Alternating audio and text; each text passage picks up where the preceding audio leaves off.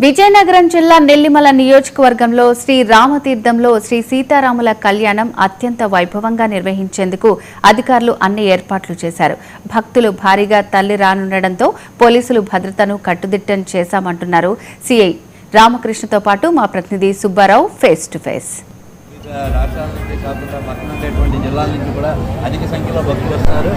ఇక్కడ భక్తులకు ఎటువంటి అసౌకర్యం కలగకుండా, ఎటువంటి అవాంఛనీయ సంఘటనలు జరగకుండా ఉండేందుకైతే ఇక్కడ పోలీస్ శాఖ అయితే వాళ్ళ తాలూకా బందోబస్తు అయితే ఏర్పాటు చేస్తున్నారు. ఇదే అంశం మీద సిఐ రామకృష్ణ గారితో మనం మరింత సమాచారం తీసుకున్నాం. సార్ చెప్పండి, భద్రత ఏర్పాటు చేశారు, ఇక్కడ భక్తులకి అసౌకర్యాలు కలగకుండా ఏ విధంగా తీసుకుంటారు? జై శ్రీరామ్. విజయనగరం జిల్లా పరిధిలో ఈరోజు శ్రీరామనవమి సందర్భంగా 200 మంది పోలీస్ సిబ్బందితో ఇక్కడ బందోబస్తు ఏర్పాటు చేయడం జరిగింది. విజయనగరం డిఎస్పీ గారు ఇన్ఛార్జిగా దీనికి ఉండడం జరిగింది. జిల్లా ఎస్పీ గారు ప్రత్యక్షంగా దీన్ని మానిటర్ చేస్తున్నారు, శ్రీ దామోదర్ ఐపీఎస్ గారు.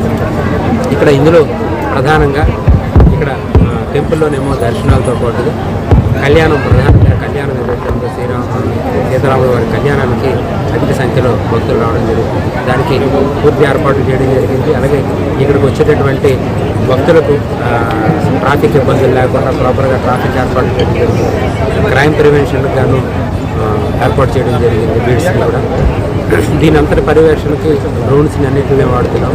భక్తులకు ఏ విధమైనటువంటి అసౌకర్యం కలగకుండా, ఇబ్బందులు కలగకుండా దర్శనాలకు కానీ కళ్యాణం కానీ వచ్చినటువంటి భక్తులు ఎవరైతే ఉన్నారో ప్రశాంతంగా వెనక్కి వెళ్ళేంత వరకు కూడా అన్ని రకాలుగా భద్రతాపరమైనటువంటి ఏర్పాట్లు చేయడం జరిగింది. అలాగే టెంపుల్ నుంచి కూడా ఎండోమెంట్ వాళ్ళు అన్ని రకాలుగా సహాయ సహకారాలు అందిస్తున్నారు. జిల్లా ఎస్పీ గారి యొక్క ఆదేశాలతో పక్కాగా మేము బందోబస్తు ఏర్పాటు చేస్తాం. ఇది ఇక్కడ పరిస్థితి.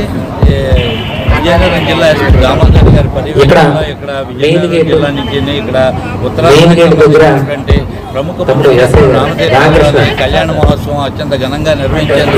ఇటు పోలీస్ శాఖ, అటు దేవాదాయ ధర్మాదాయ